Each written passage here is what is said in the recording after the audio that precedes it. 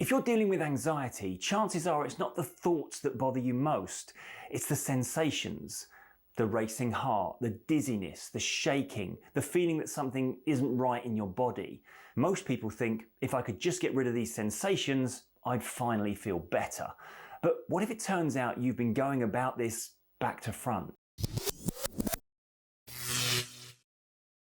Hi, I'm Tim Box, mind coach and anxiety therapist. And one of the most common things clients say to me when they first come to see me is this: I just want these sensations to stop. They'll describe their goal for our work together as getting rid of the perceived symptoms, the physical stuff, because in their mind, once the sensations are gone, the anxiety will finally stop. And I get it. Those sensations can feel awful. But here's the key thing I want to explain in this video.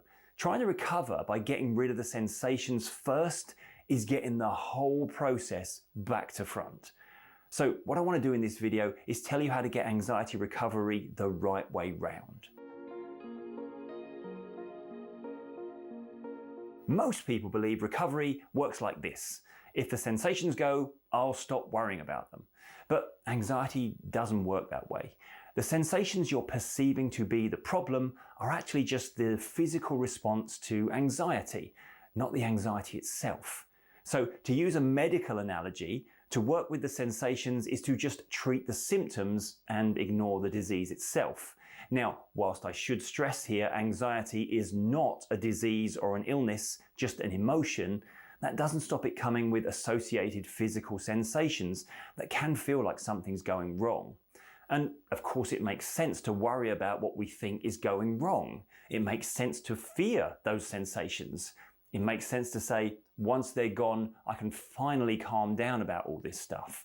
But in reality, we need to do this the other way round. We need to stop worrying about the sensations first, and that's why they stop. The sensations aren't the cause of the problem, they're the effect. They're the effect of believing anxiety is something you need to worry about. First off, a simple truth. Anxiety sensations aren't dangerous.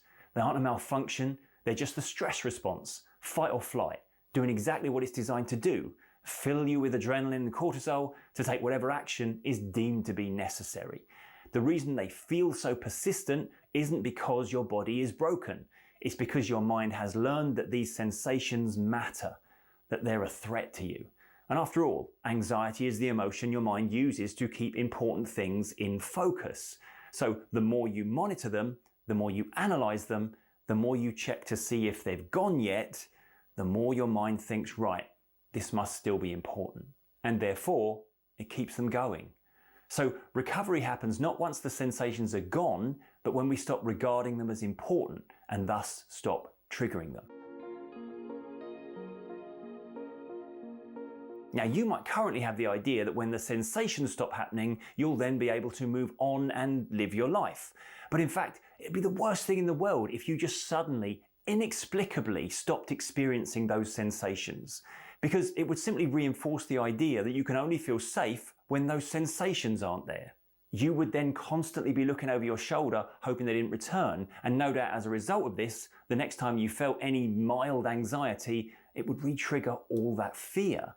In truth, the way we assure ourselves that we're past this is by being able to experience anxiety sensations without being afraid. Then it doesn't matter what challenges life throws our way or how anxious we get about them, because now we know the anxiety itself can't hurt us and won't put us into fight or flight. Now, it's perfectly fine at this point to ask a very important question. So I was reading something the other day about a club in Japan where you can go along and actually pay someone to make you cry. And it occurred to me that we have a club just like this in the UK. It's called Tottenham Hotspur. Okay, so that's a football joke. Not for everyone, but bear with me. I've supported Spurs for about 45 years now, and in all that time, they've never won the league. They've sometimes looked like they might, but they never actually have. Being a Spurs fan is a rough and painful road, filled with many trials along the way. When I was a kid, I used to follow Spurs religiously, with a lot of my thought process and conversations dedicated to how well, or more often, how badly they were currently doing. However, at some point I realized that supporting Spurs so obsessively was detrimental to my happiness. It simply wasn't worth the pain, so I stopped. I still followed along, but I just reached that stage where I realized I didn't have to be quite so invested in the football results. Something in my mind shifted, and being a Spurs supporter stopped being the entirety of my identity, and I started to focus on other things that brought me more happiness. And I think everyone watching this has their own version of that. That thing you once really cared about, watched closely, thought mattered hugely, until one day it didn't. Not because it was resolved, not because it disappeared overnight, but because you decided it just wasn't that important anymore. And I'm telling you this story and encouraging you to connect with your own version of that so that you have a reference point for how you do this. How you simply no longer pay attention to those anxiety sensations because it no longer serves you to do so.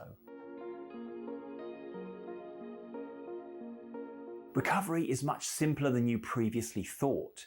It's not about forcing the sensations to go. It's not about resisting them. It's not about fixing your body. It's about one quiet shift that helps you understand some simple realizations. These sensations don't carry information I need anymore. They're not telling me anything important. I don't need to invest in them. And when they drop off the list of things worth monitoring, they lose their power. Because the bottom line here is that these sensations aren't dangerous. The only reason they interrupt your life is because you've been taught or have learnt to believe they mean something bad. Once that idea goes, once you stop caring about them, they're free to pass. And they will pass. Not on a schedule, not because you demanded it, but because you're no longer fueling them with your attention and concern. And one last important point. Don't turn not caring into another goal. Don't say, I'll stop caring, but only if these sensations go quickly, because that's still caring. Just let it take as long as it takes. When sensations are no longer important, your mind has no reason to keep producing them. Enforcing a time limit is just another indicator of importance. Yes, we'll have good days and bad days, but that's okay, because you don't recover from anxiety sensations by eliminating them. You recover by letting go of the belief that they're important. Stop trying to get rid of them. Stop checking. Stop waiting. And one day, probably without noticing when, you'll realize they're no longer an issue. If this video helps shift how you see anxiety sensations, please give it a like and subscribe to the channel for weekly content just like this.